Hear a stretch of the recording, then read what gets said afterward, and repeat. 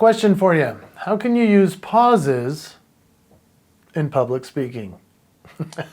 Did you see what I did there? Pausing is so important. A friend of mine named Lou Heckler, one of the great speaker coaches in the whole world, he talks about the power of the pause. We're going to talk about today why pausing is important in your public speaking.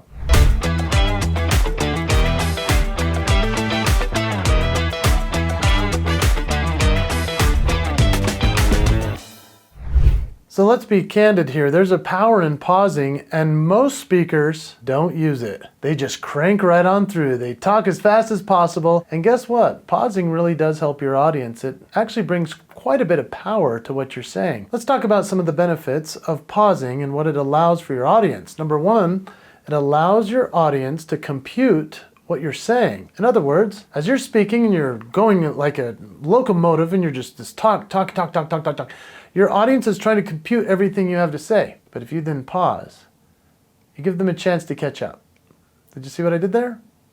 It's real. You know who does this the best? Comedians. Oh man, I've seen some comedians land on some serious pauses, and it's really impressive. So I've seen comedians that share their line and they are confident that it's going to land, and so they know that they need to pause to give the audience the cue to laugh. Pretty fascinating. Like I would share a line sometimes where I'd get on stage and I'd be like, have you ever been awakened by your breath because it smelled so bad? And that was the pause. And then they're like, oh, that's so stupid, right? But you have to allow the pause to give them a chance to go, oh yeah, my breath has been that bad. That's funny. There is a story that I like to share. I talk about a shuttle driver that when she was driving us around, she was telling jokes as well. But I do this one part where I say after she makes us all say, yeehaw, even though we don't want to, yeehaw, I say the line, I yelled, yeehaw, even though in my mind I was like, shut up, even though I'm a motivational speaker. And the audience loves that because I stop right after I say, shut up, even though I'm a motivational speaker. And they love that because they're like, no way a motivational speaker's thinking shut up. But yeah, I was. It's familiar. It allows the audience to catch up and then it cues them for a laugh. Number two is pausing emphasizes a point or a quote. So when you deliver the line, it allows you to give them a chance to realize, oh, that's meaty. That means a lot. And it actually gives more gravity to what you've just said if you're willing to pause on it. For example, I like to say lines such as, you have talents I don't have, and I have talents you don't want. And then they laugh. Or if I say a line like, goals are particulars where promises are proclamations, I literally pause. And they go, oh. And then I see that they're like grabbing their pen to write it down. And then I go, let me say it one more time. Goals are particulars where promises are proclamations. You see, I gave them chance to number one, compute, but then number two, that was their chance to listen to what I have just said. It's something so helpful to them because I paused on a quote that then lands even stronger because the line was so good.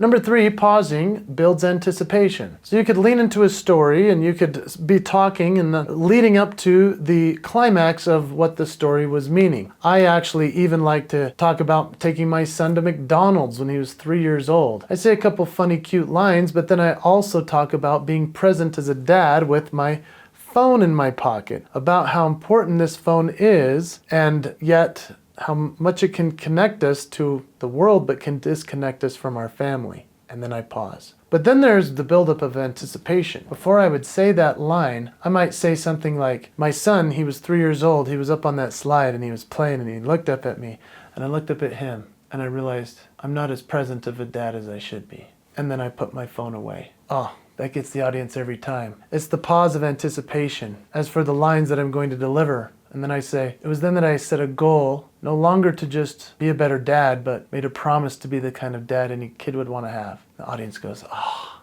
And then I go into the rest of what I'm teaching. The pause of anticipation is fascinating and it's useful. You should use it.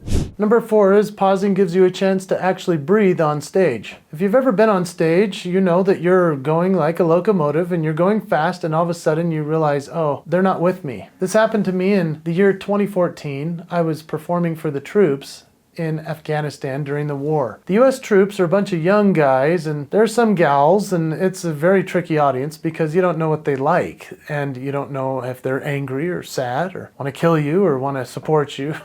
They're actually pretty amazing people, but I know when I was on stage in front of them and they had machine guns in their hand, that was intimidating. I had to go out there and pause a little bit after I did about 5 minutes of material. I looked out there and I realized they don't like this. So I paused, I breathed. I said, I don't know if you guys are digging this. Let me do this. And I told a story that then all of a sudden made them laugh. They didn't want the music and the comedy I had prepared. They wanted a story about family. I found that fascinating. But the pause allowed me to reassert, reassess, and change where I was going with that presentation. And number 5, pausing allows you to take the temperature of the audience, which is very similar to what I just talked about with Afghanistan. But there are different opportunities when you speak to take the temperature of the audience. For example, recently I was talking and I was going to go in the direction of telling a story about my family, and then I looked out at the audience. It was all these people that were too young to even have kids. So they didn't want to hear a story about my family and my children, so I went a different direction. So let's talk a little bit further about how to add more pauses within your speaking. Number 1, if you have a funny line or a quote, I want you to commit to the pause. Are you willing to do that? Type in the comments what maybe is making you concerned about putting a pause into your presentation. I'd love to know, but I want you to commit to doing a pause after a funny line. I want you to even consider doing that after a story or within the story. That's so awesome. Slow it down. Make it so that it's more consumable, so they can think, they can consume it and enjoy it. So number 2, when you have a great quote or a great line, pause. Commit to it. Know that it's going to land. Number 3, as you tell a story, I want you to slow it way down. I want you to speed up here, but slow down there. Give a nice pause. Allow that to sit and breathe. Within the first 5 minutes of your speech, I want you to actually stop and assess the audience and breathe. It's interesting. You can even actually say, it's nice to breathe for a minute while I'm up here in front of you guys. That's an interesting thing to do with your audience, because then they realize, oh wow, he's not just memorized this and cranking it out. He's actually living in this moment with me. The final thought I want to give you is I want you to pause before you say or do anything. I tried this out recently in front of an audience, and it was so interesting because usually I would walk on stage, I'd thank the presenter, and then I'd go into my speech. But in this time I decided I wanted to try something different. So I wanted to pause at the beginning and see what would happen. I was introduced, the music was blaring, I walked on stage, I was kind of dancing a little bit, I took the mic, and then I just stood there and looked at the audience. And I took it all in, and I let it sit. It was fascinating what happened. I could feel them actually leaning in, because they were like, wow, did he forget his lines? Or wow, does he know that we're out there? And I just breathed it in and said, this is so cool to be here. You know, during the pandemic, I had no audiences in front of me. What a joy to see all of you out here in front of me right now. They appreciated that pause. And I appreciate that you've taken the time to watch this video. I hope it's been helpful, and in the comments you'll maybe add into it what you're willing to commit to, whether it's after the joke, the funny line, the story. Maybe it's a pause in the middle of one. But I hope that you'll commit to it, because the power of the pause is a huge one. And I wish you well in the pause.